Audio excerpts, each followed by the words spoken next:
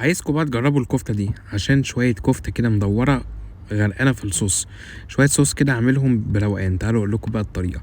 اول حاجة كده جبت نص كيلو من اللحمة ونزلت كده ببصلتين كبار مبشورين ومصفيهم من المية، والمية هستخدمهم على فكرة. وبعد كده حطيت بقى شوية من الملح، شوية فلفل اسود، شوية بابريكا مدخنة، شوية كزبرة ناشفة، وكمان رشة من السبع بهارات. هبدأ بقى اعجن كويس جدا الكفتة اللي هي اللحمة المفرومة مع البصل وشوية التوابل دي. انا عايز كده ايه العجينة توصل زي ما انتوا شايفين، البصل اختفى وكمان اللحمة ايه خدت من حرارة ايديا. شايفين الحلاوة والجمال؟ بعد كده بقى ايه هاخد الكفتة الحلوة دي، هبدأ اكورها كور صغننة زي ما انتوا شايفين. يعني طلعت معايا حوالي 45 كورة، يعني من نص كيلو لحمة 45 كورة زي ما انتوا شايفين. ده الحجم المناسب للي انا عاوز الكفتة فيه. بعد كده اخدها بقى في التلاجة واسيبها مثلا ايه بتاع نص ساعة ساعة.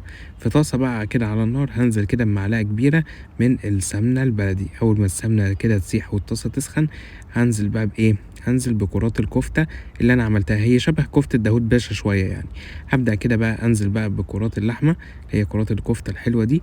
أول لازم كده أول ما تاخد لون أبدأ كده أقلبها. بص هي ماسكة نفسها ولا فكت ولا حصل لها أي حاجة، علشان أنا صفيت البصل كويس قوي وما حطيتش فيها أي سوائل. بصوا شكل الكفتة حلو ازاي. اول بقى ما خدت التشويحة التمام هاخد بقى الكفتة الجميلة دي واحطها كده في طبق على جنب. طب كده ايه الوصفة خلصت هناكلها؟ لا، امال ايه. مكان بقى بهريز الكفتة هنزل كده ببصلاية كبيرة، انا ايه انا بشرها عشان اعمل الصوص الرهيب ده. هبدأ كده ادي بقى التقليبة للبصلاية.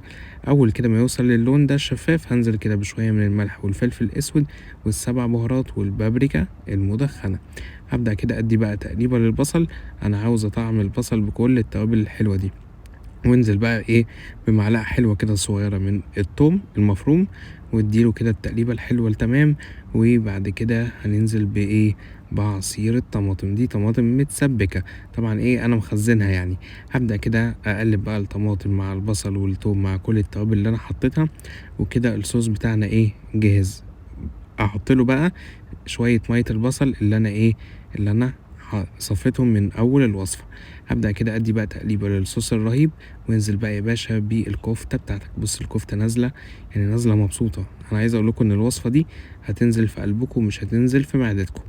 هبدأ بقى ادي تقليبة للكفتة مع الصوص الرهيب وتاخد غلوتين، وابدأ بقى يا باشا ايه ابدأ قدمها. هي مش محتاجة حاجة اكتر من كده.